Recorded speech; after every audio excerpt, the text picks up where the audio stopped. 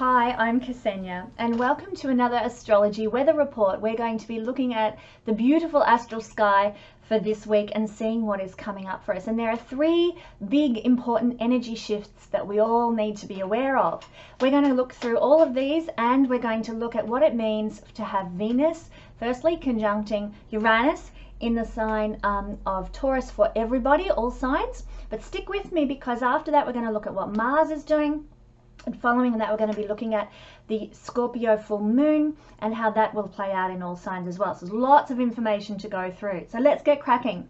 Well, on the 16th of May, we are going to see little old Venus shift out of Aries where she has been for quite some time and move into the sign of Taurus. This is going to mean we become more Taurian-like with our money and with our love, relationships, and with our sense of self-worth. And what is Taurus? Taurus is stability.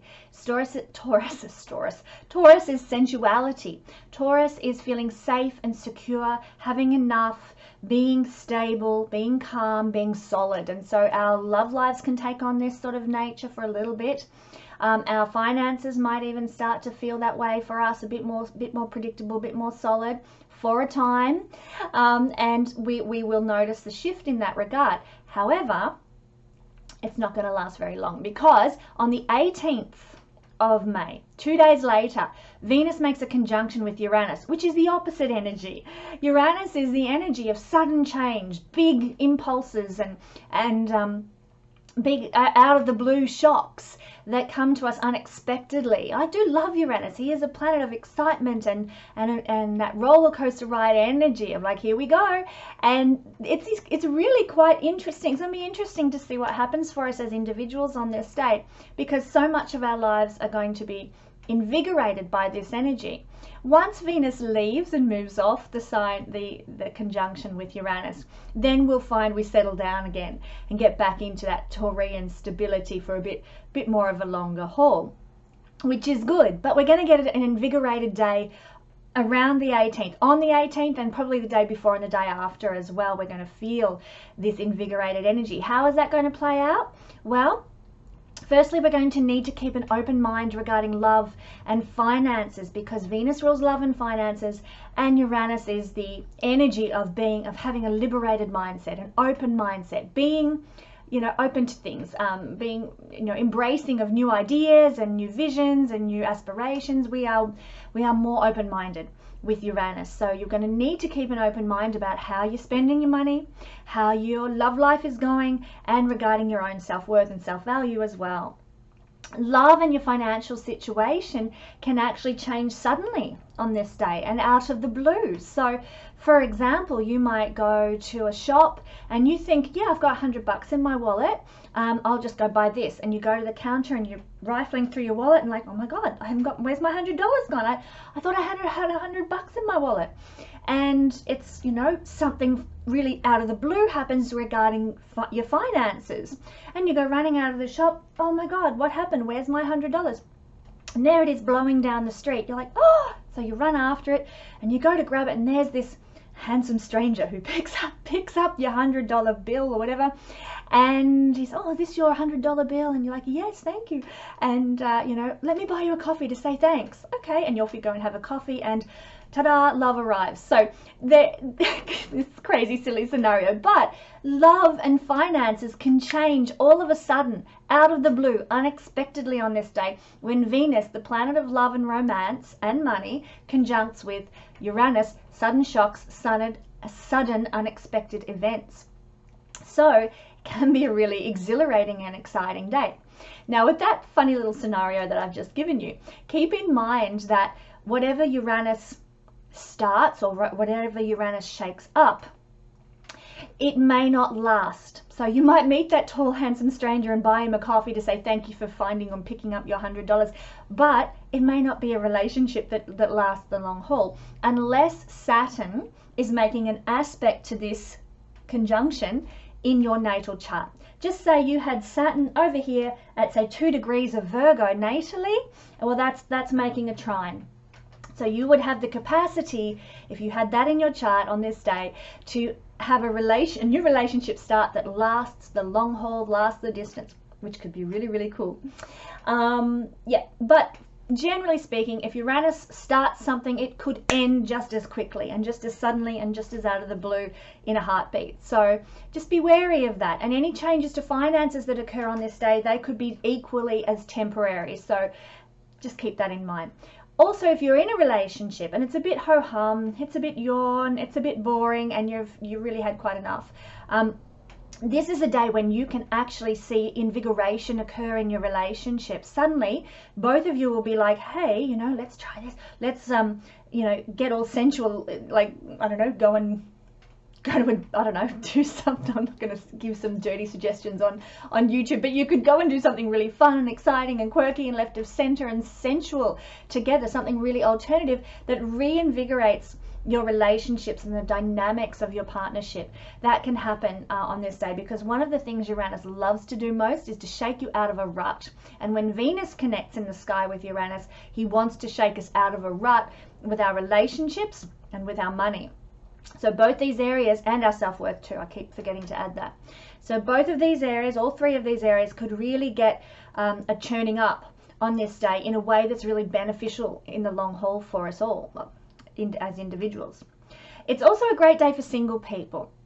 So if you're single and you're like, you know, I just get the feeling like I'd love to meet somebody, well, jump online, because Uranus rules the internet. And on this day, when Uranus and Venus connect in the sky, it can be a really good day for meeting someone through internet dating, through some sort of internet dating app. So don't be afraid, give it a whirl. This is a day when something could actually happen in that realm for you.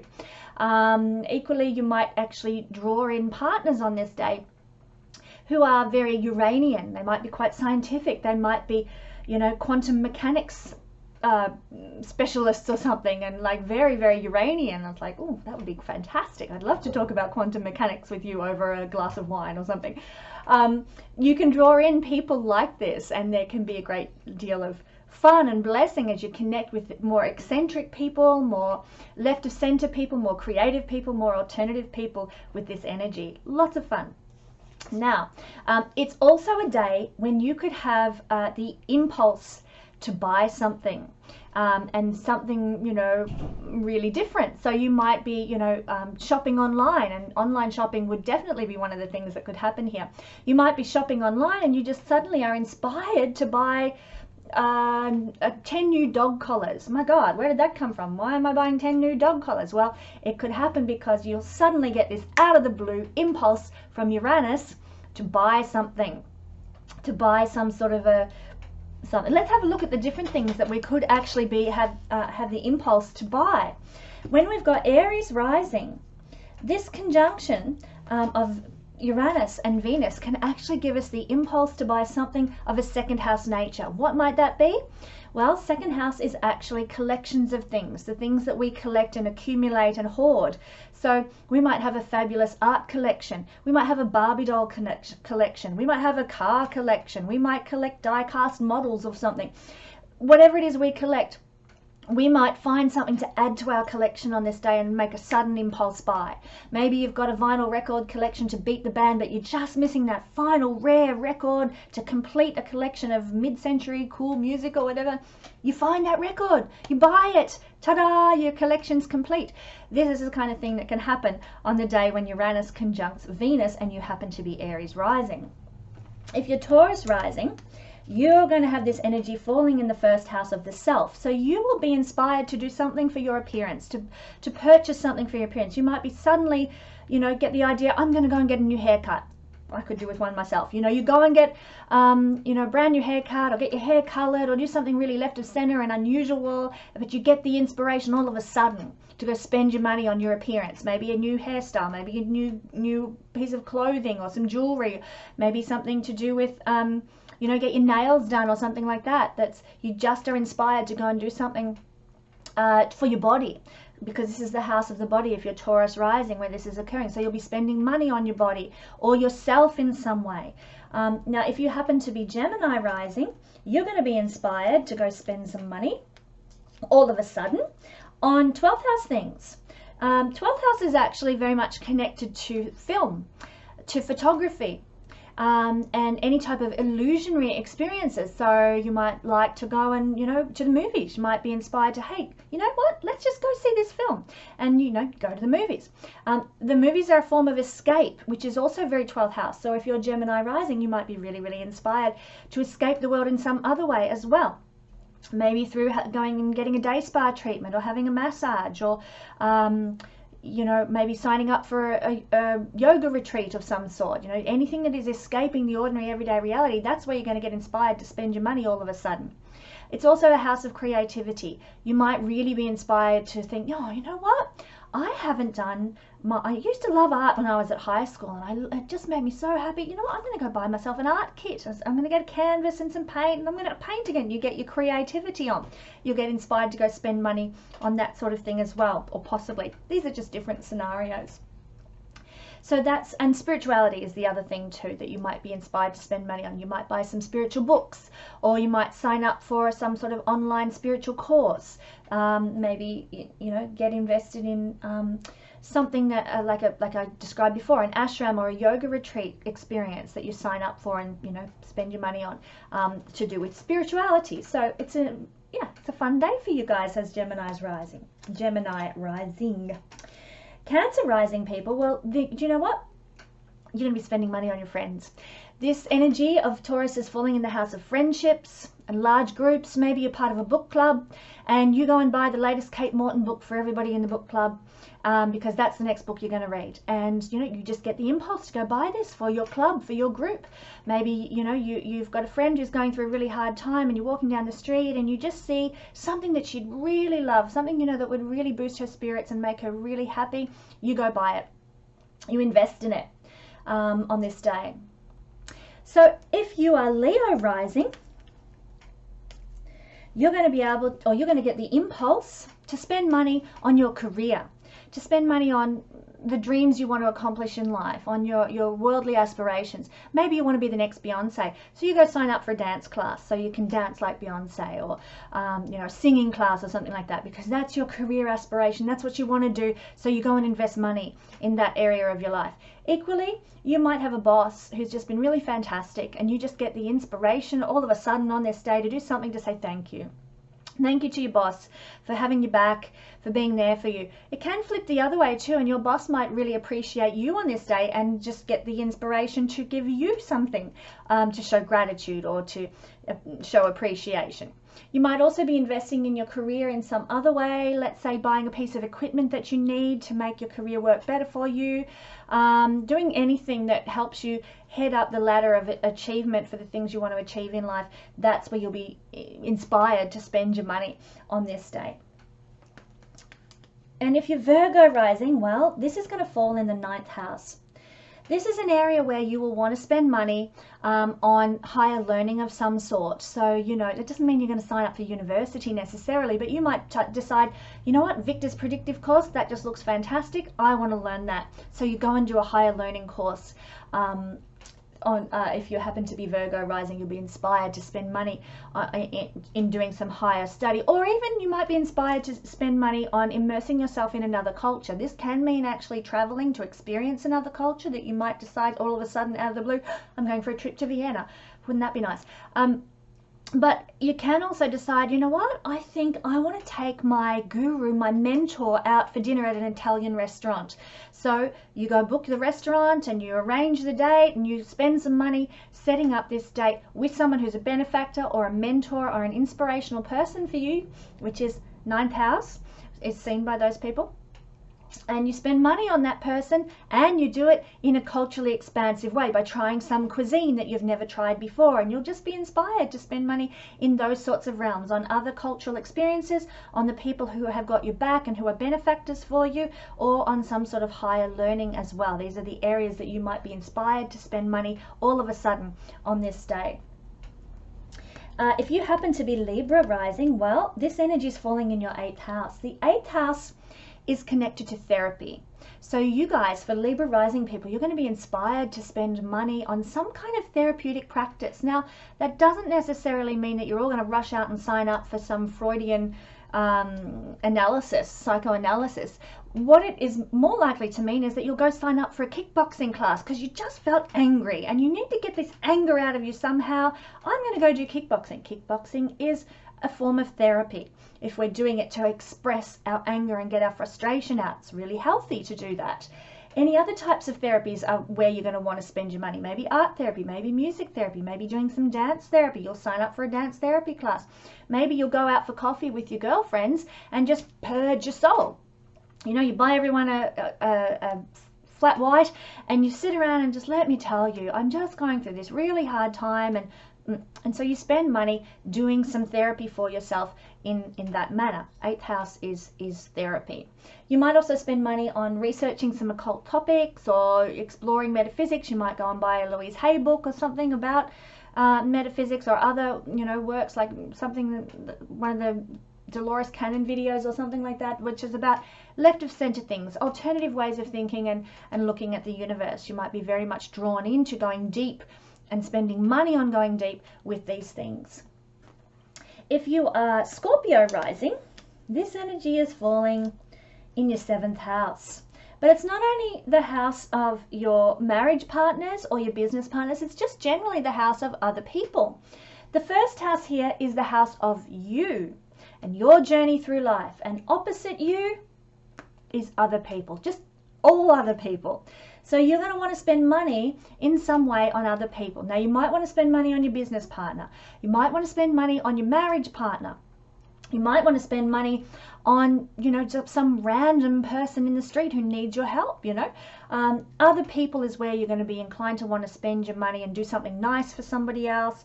Maybe buy them some sort of cultural experience. That's also a 7th house thing. Maybe surprise someone, your lover, or your husband or your wife, with a ticket to the opera or to a concert that they really want to go to, and you surprise them with some impulse buy that's a cultural experience that they're going to love, that they're going to enjoy, because the 7th house is other people and it's also cultural experiences.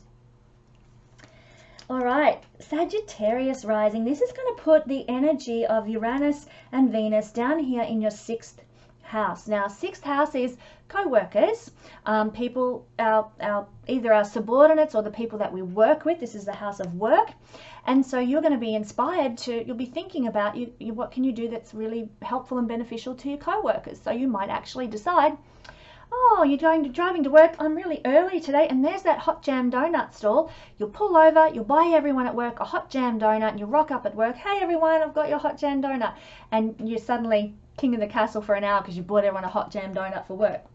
This is the kind of impulse buy that can occur on this day.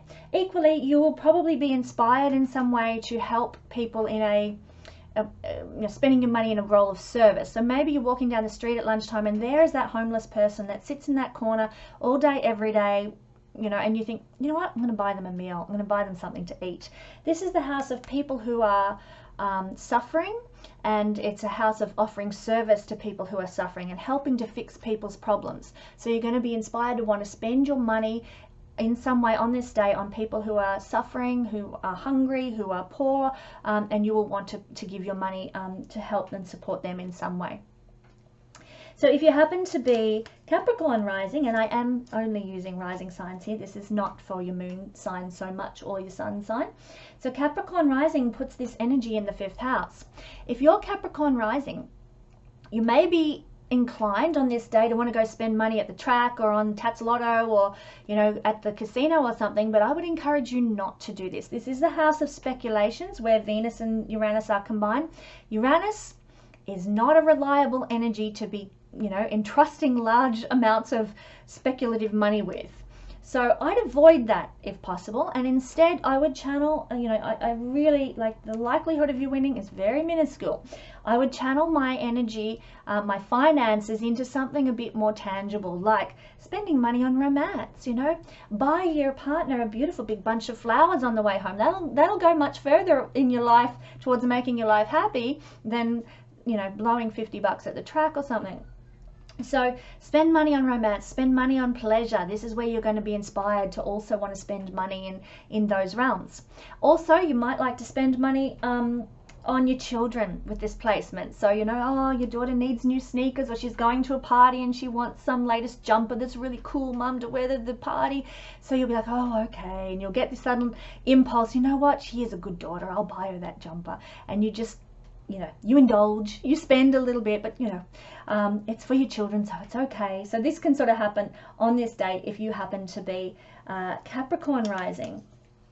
If you're Aquarius rising, this energy is going to fall in your 4th house. So for you guys, you're going to be inspired and get a sudden desire and a sudden impulse to buy something for your house. To buy, you know, oh, I love that candelabra. Oh, you've always wanted one of those and that would look so nice in my hall stand. And yep, okay, I'm going to buy that. And you just suddenly make a purchase on impulse for your house, for your home, some sort of item, some sort of work that needs doing maybe as well. But something for your house. Equally, you might also get the sudden impulse to spend money on family, on your heritage, on your roots, on your lineage, or your community. So maybe your community is running some festival of some sort, and they're asking people to donate for a festival that they're trying to run, and you're like, yeah, okay, I'll give you some money, and you just suddenly out of the blue up and cough up, you know, 20 bucks for this festival, towards this festival or something. These kind of things can crop up for people with Aquarius rising on this day, where they give money and give sudden impulse buy towards their community, towards their family or their heritage or their roots or their lineage or their actual physical home. For Aquarius rising, Pisces rising, this energy is falling in the 3rd house. So for you guys, you might actually be inspired to have a sudden buy in realms of small business. So what I mean by that is you might suddenly decide, you know what, I'm trying to set up this small business. I've realized I'm really going to need the MyAb program or whatever it is, the accounting program. So you go and, oh, I'll just buy that for my small business. Or, you know, maybe you need a new camera or sound equipment or something for your recordings or whatever that you're making for YouTube. You would go and buy something on impulse on this day for that sort of thing. So anything for small business you might spend your money on. Also, this is the house of skills and abilities. So you might actually decide all of a sudden, out of the blue, you know what? I really wanted to learn to do makeup artistry. I'm going to go and sign up for a 2-week makeup artistry crash course. So you go do that and you sign up for a crash course in makeup artistry to enhance your skills, to grow your skills. Maybe you decide you're going to all of a sudden boost a post on Facebook. This is very... 3rd house, which is all about advertising, marketing and promotions, communicating as well. So you suddenly decide, I'm going to put some money into that and spend some money on that area of life on this day. If you're Pisces rising, you'll be all of a sudden out of the blue inspired to spend your money in some of those areas. So that's what's happening. It's really quite interesting energy, and it's going to be really fascinating to watch where people put their money on this day. All right, so the next thing we want to look at is this energy down here, which is Mars changing signs into Cancer. So Mars is moving out of Gemini and moving into the sign of Cancer. Now Mars isn't very comfortable in Cancer. Mars is a fire energy and Cancer is a water energy, and they're a bit like oil and water, they just don't mix very well. So it's not a comfortable feeling. Mind you, Mars has been in Gemini for a little bit, and that's not the easiest of energies either. But here in Cancer, we've got another sort of difficulty that we're now facing as Mars on the 17th of May moves into Cancer, and that is the fact that by sign, not by degree now or orb, but by sign, Mars will now be opposing Pluto, Saturn and the South Node. And then for anyone who knows a bit of astrology, they will be aware that Saturn, Pluto and Mars in Vedic astrology are considered to be the malefic planets, as is the North Node. So it's not, we are embarking on a challenging period of the year in all truth. And what this is leading up to is a day that is going to be quite fascinating worldwide, and I'm sort of very curious to see what it will bring for all of us. This is the 14th of June, when Mars is going to oppose this conjunction of these planets in the sky, the 14th of June. I wish I wasn't going to be traveling on this day or around this time, you know, in the couple of days before and after. Unfortunately, I will be. But it is a day when it's probably better to lay low, because things will be happening in the energetic field on this day. Mars, he's the planet of war, god of war, Mars, aggression, fighting, anger. He will, on this day, the 14th of June, it's a little way away yet, but he will be opposing the two other heavy-duty planets, Saturn, restriction, blockage, holding things back, and Pluto, abuse and trauma and suffering. So yeah, it's going to be interesting, but not to be too heavy and sort of, you know, all doom and gloom. We do need to be aware that these things are happening and try and navigate our way through these energies. So from the moment Mars moves in here, we're going to start to notice maybe a shift energetically. Mars is our energy, Mars is our drive, Mars is our enthusiasm. Things might change a little bit for us in that realm with our energy and our enthusiasm and our drive, as Mars makes its way slowly over the next couple of weeks to the latter degrees of Cancer. Okay, so just be aware if something shifts with your energy and your energy levels and your enthusiasm levels, it's most likely going to be connected to Mars, who is doing some interesting things right now. We're going to begin to see the leading up to energies of this opposition that's going to occur. Now let's leave that one aside, because there'll be more to be talked about with that one next week and in the ensuing weeks as Mars gets closer to making the opposition with the conjunction. The next thing we want to look at is the full moon that's occurring in Scorpio. So here is the sun and here is the moon, and obviously they are sitting in opposite signs. So it's a really interesting full moon, actually. Really interesting full moon. The moon here in the sign of Scorpio is in debilitation. The moon, this is the only sign that the moon's not really happy in. And it's really quite sad that that's the case. And from a historic point of view, there are very interesting reasons why the moon is uncomfortable in Taurus. Let me tell you a little about that. And forgive me for jumping on my semi-feminist bandwagon here, but it is really important to share this stuff. In astrology, you may often notice in, meme groups and astrological Facebook groups and stuff, people tend to bag the sign of Scorpio. Oh, they're so intense, and oh, they're so deep, and they're just, they're so full on, and they bag Virgo. Both these energies, Virgo's really critical, and they're really perfectionist, and they're hard to be around because they're so critical. You'll hear silly things like that being said. This is because, in my estimation, and according to shamanic astrology as well, both of these two signs have been maligned since the patriarchy took over thousands of years ago, a couple of thousand years ago. Before that, these energies were very strong and powerful feminine energies. This Scorpio is actually correlated with witchcraft, which has a bad taste for a lot of people these days to say the word witch, or to be a wizard, or to be involved in witchcraft. Really, it's like herbal healing remedies, energy healing like Reiki. These sorts of things are what has been collectively referred to as witchcraft. And of course, Virgo is the priestess energy. That's the archetype of Virgo. So she is the priestess offering service and support and help to others. And there is power in that. And there has been, prior to the patriarchy, these have been powerful feminine energies of healing and of restoration. Virgo is connected to the 6th house of healing through practical means, through diet and exercise and good sleep and routine and what have you. This is the house of healing. Scorpio is connected to the 8th house, the house of healing, through therapy. And through energy healing, energy work, and medicines like, herbs and what have you. So when the patriarchy took over, in order to raise itself up above the feminine, it had to squash down these powerful feminine energies. And so we find they've been repressed. Now, for some reason, Virgo the moon in Virgo is not debilitated. But for Scorpio, it has become debilitated, because this one has particularly been attacked by the patriarchy over hundreds and thousands of years. Witches have been burned at the stake and hunted down, and, you know, Celtic priestesses, you know, have been slaughtered and what have you. Terrible, terrible things have happened to these women and people who practiced shamanic activity in the past, based on, you know, the patriarchy's fear of their power.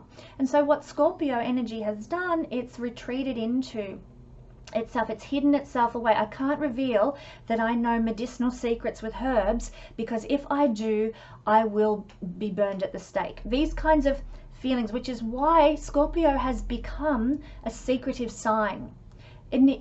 Prior to this, Scorpio was a powerful sign of feminine healing and restoration and mystical power.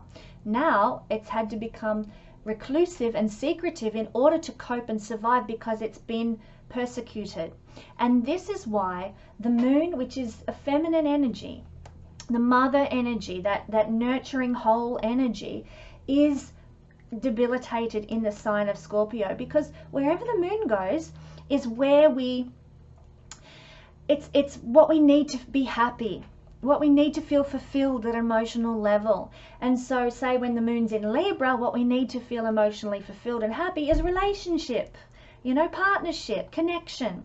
When the moon's in Scorpio, what we need to feel emotionally fulfilled and happy is connection with feminine energy, healing and energy wisdom, the dark side, if you want to call it that, or the knowledge of hidden things. Well, if that's being repressed, if you're not allowed to explore those things, your moon is not going to feel happy. You are not going to feel fulfilled. You are not going to feel, you know, that life is good to you if your moon is in Scorpio, because you cannot, if this is repressed in your society, your moon is being held back and subdued, essentially.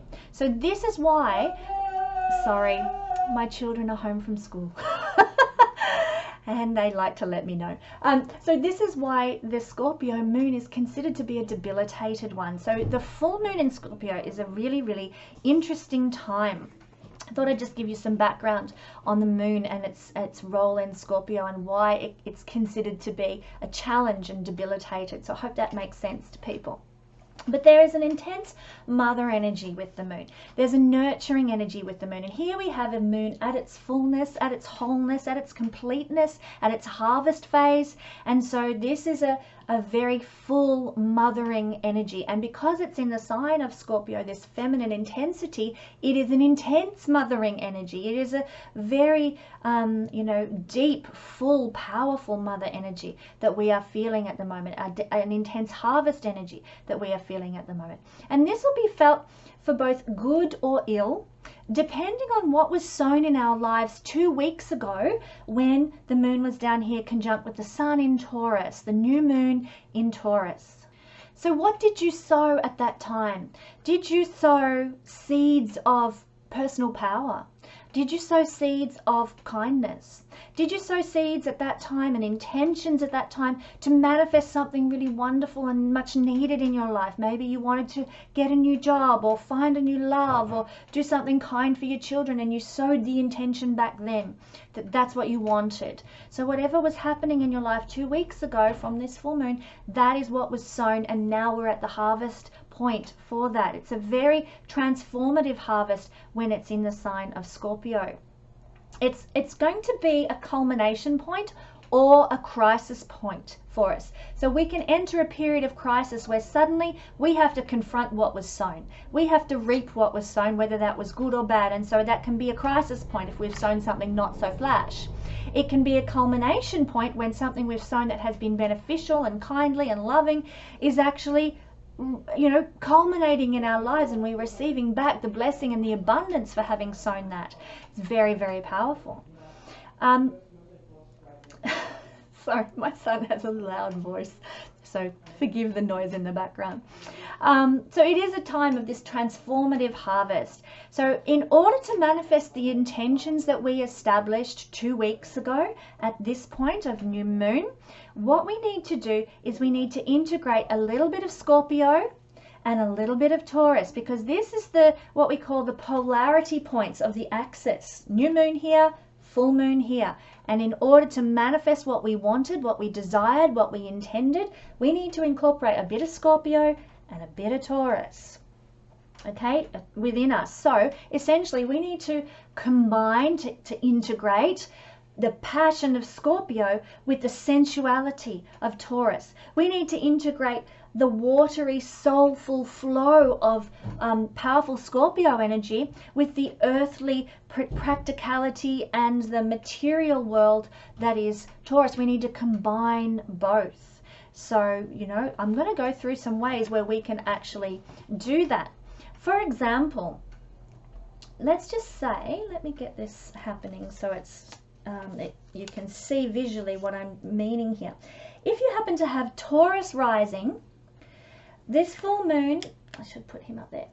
This full moon is going to be occurring on the 1st house and the 7th house axis of your chart if you have Taurus rising. It will also be occurring on this axis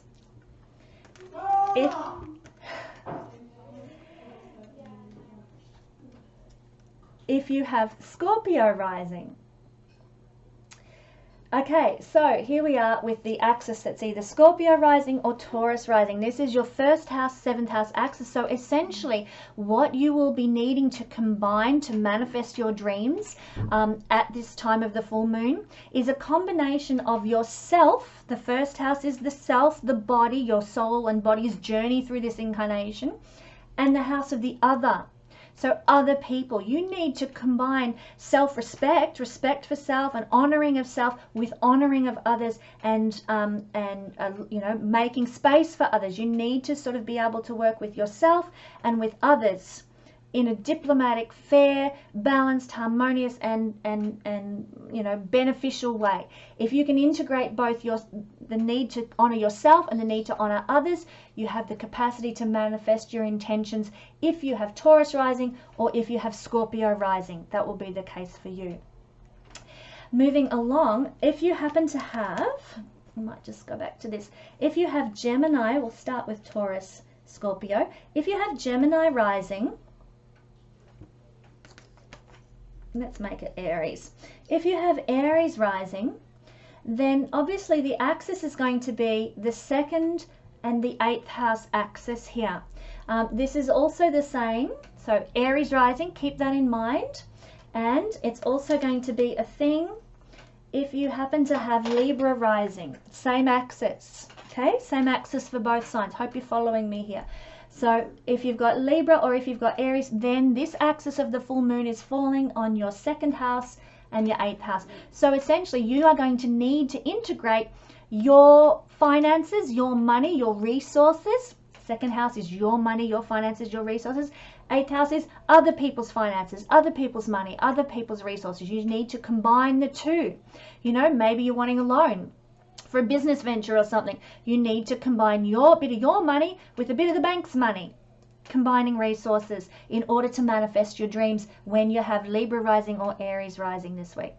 You're also going to need to integrate your self-worth, 2nd house, with the ability and the capacity to receive from others. That is the sign of the 8th house. So integrating your self-worth and your value from others and your ability to receive from others. You're also going to be integrating your sense of need for security with perhaps a little bit of a need for risk and maybe some crisis in life in order to manifest your dreams. So you're going to have to sort of integrate and mix the two in some way. Maybe you need a sense of stability in your home life, but you've got to take a risk with your business or something. So, you know, you make sure that you're well prepared for some sort of crisis. So therefore, you know you're stable if something goes wrong, but you can still afford to take a risk. The integration of stability and preparation for crisis. That's something that needs to happen if you have either of these rising signs, because the full moon is representative of the need to integrate two energies in order to reap the harvest. Hope I'm making sense here. So the next one we want to look at is the 3rd house and the 9th. So if you're Virgo rising or if you are Pisces rising, this is where the full moon is occurring for you guys. Virgo rising or Pisces rising. Either of these two energies are going to have this axis of polarity playing out. The full moon, if you're Virgo rising, is occurring in your 3rd house, And just to try to clear things up and hopefully not confuse people, if you're Pisces rising, the full moon's occurring up here in your 9th house. So there is a need to integrate these two energies, 3rd house, 9th house. What is that? Well, 3rd house is our small world environment, our localized environment where we live, our community, the surrounding region, and then 9th house is the big wide world, out there in the big world. And so you need to somehow integrate your community, your circle, your region, and the need to reach out to the big world and be involved in the big world. So maybe you need to sort of, maybe you're doing some marketing or something, and you market at a localized level, and you also look at integrating and marketing at a big global level as well in some way. Integration of 3rd house and 9th house. 3rd house is your skills and practical skills, that skills of the hands. 9th house is the higher knowledge, the higher wisdom. So in some way, you guys, to manifest your dreams this week, Pisces or Virgo rising signs, you're going to need to integrate your skills of the hands, like being a really good hairdresser or being really good at woodworking or something, and combine it with some higher knowledge. So let's say that you're really good at writing and you've done a couple of writing courses, and you combine it with your tremendous knowledge of astrology. 9th house is higher knowledge of higher amazing things like astrology.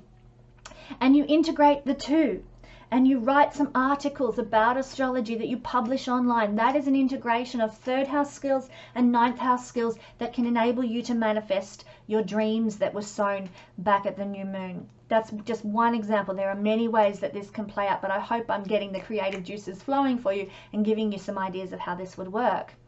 3rd house, 9th house energy is also combining the skills of socializing, 3rd house, and networking with the guru and the inspirational figures. So, you know, maybe you follow some amazing person on YouTube and they inspire you and they give you so much knowledge and wisdom, and they're, you know, they seem really great, and you share it with your networks and you promote them in your networks. That is the integration of your social networks and an inspirational figure. Doing that can actually help benefit you to harvest, make a harvest of the intentions and the desires that were sown at the new moon. Okay, so the next sign we want to look at here is the Aquarius Leo axis. So if you have Aquarius rising, the full moon is falling up here in your 10th house. And if you have Leo rising, then the full moon is falling in your, whoa, too far. The full moon is falling down here in your 4th house. This is the 10th house, 4th house axis in whole sign astrology, which is the system that I use. So if you've got either of these two rising signs, Aquarius or Leo, this is the energy that you're going to need to integrate into your life in order to manifest your dreams this week. So you're going to need to combine and work with home and career. Somehow the two have to meld together in order for you to have success. So maybe you need to find a balance between your home life and your family life and being a parent or whatever, with your desire to have a successful career and to be out there in the world and doing great things and achieving your dreams. Somehow there needs to be a balance made and an integration of the home life and your career life in order to be successful and to achieve what you intended from the new moon 2 weeks ago, now that the moon has reached its full harvest capacity.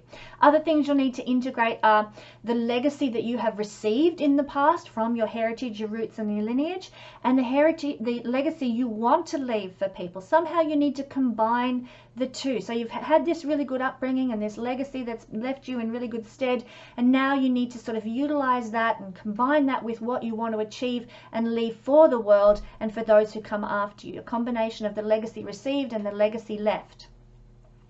Also, you'll want to combine somehow and integrate social visibility and personal privacy. Again, maybe that's a balancing act. You know, you want to be out there and seen in the world, but equally you've got a private life that needs to be attended to as well, and you need to keep some personal space. So the integration of the two is going to be important this week for you to succeed and manifest your dreams. This is Aquarius rising and Leo rising signs will notice this is needed. And second last, we have Cancer. Boop-ba-doo. If you're Cancer rising, the full moon is falling in your 5th house. And so this is one of the axes that we need to look at, the 5th house axis.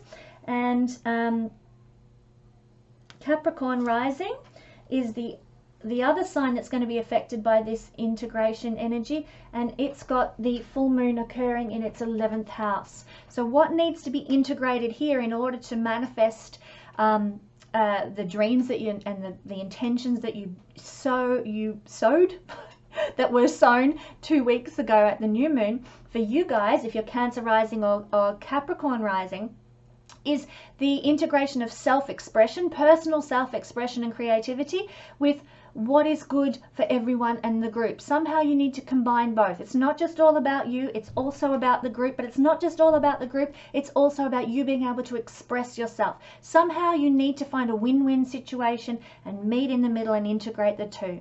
It's also about your individuality. Again, that self-expression and being the unique person that you were created to be needs to also combine with you know, being part of the collective, being part of humanity in general, and somehow you've got to work to incorporate the two, you know, not to separate yourself and say, hey, I don't need you, and not for the group to say, hey, you know, we don't take any kooky people here. You know, there's got to be an combination of the both in order for you to manifest your dreams. Also, a combination of pleasure and social responsibility. The 11th house is our social responsibilities, you know, our humanitarian nature and helping, you know, a just cause and fighting for equality and all these sorts of things are actually 11th house things.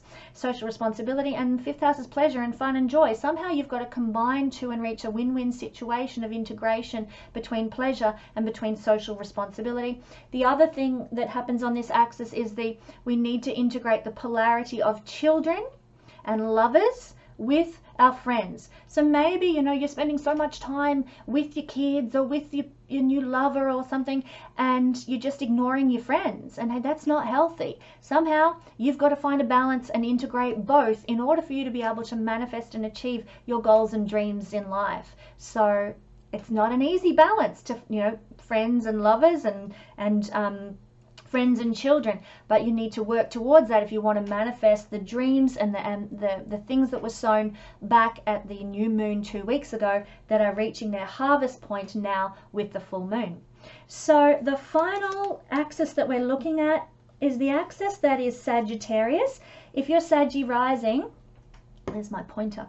If you're Sagittarius rising, the full moon is falling up here in your 12th house, and this is also, we need to pay attention to this if we are Gemini rising, because the full moon will be falling over here in the 6th house, okay? So if you're Sagittarius or if you're Gemini rising, the full moon integration is required on your 6th house, 12th house axis. So hopefully this isn't too confusing for people, and I apologize profusely if it is, and you obviously will need to know your rising sign to understand what it is you've got to integrate. But for Cappy and Sag, not Capricorn, Sagittarius and Gemini, you need to integrate practical healing, which is a 6th house thing. That means good diet, good exercise, taking care of your body, you know, perfecting the self, getting enough rest. You need to integrate that with miraculous healing. So maybe you've had some health issues if you're Sag rising or Gemini rising. Maybe you've had some health issues and you actually come to a conclusion at this time, you know what, if I'm to move forward in life, I need to integrate a healthy lifestyle, 6th house, with actually perhaps going and getting that surgery that I need. 12th house is surgery, and what we call miraculous healing is 12th house. And this is, I mean, 100 years ago, the stuff we do in operating rooms would have blown the minds of doctors back then. You know, what we have these days is miraculous healing at our doorstep through surgery. We also can access higher realms of, you know, divine miracle healing that occurs, you know, touching the hem of his garment kind of stuff. So there is a need to integrate the miraculous, you know, looking for that incredible cure from cancer, with the practicalities of having a healthy lifestyle. They need to be integrated for you guys, Gemini, Sagittarius, in some way to achieve the the things and the dreams and the ambitions and so forth that were sown 2 weeks ago, the intentions that were laid out 2 weeks ago. Also, you are combining service to the world, which is 6th house, with escape from the world. Okay, this is the polarity. In one sense, you need to compassionately serve the world, and in another sense you're going to want to escape and have nothing to do with the world and just sort of run away and have a holiday. Somehow you have to combine the two, service with escape. How do you work that? Maybe you go and sign up for a weekend at an ashram or something, where you're offering service, but it's also a retreat from the everyday. That could be the case. But whatever it is, and there's many ways this scenario could play out, it's a combination of integrating in a win-win way service and escape to help support you to manifest your dreams. Now, escape could be going to hospital, and service could be helping somebody in hospital, being a support, or being somebody who's encouraging someone who's just been through a really rough operation or something. That could be a combination of service and escape. 12th house is hospitals, which are, like, unfortunately the more difficult idea of escape from ordinary reality. But there is a need to combine these two in order to manifest the harvest of this full moon. And finally, this is the house, 6th house is the house of perfecting the self, perfecting your walk through life, perfecting, fixing the things that are wrong, essentially, 6th house. And obviously the 12th house is honoring the divine. So somehow you have to honor the divine while seeking to perfect your earthly practical experience.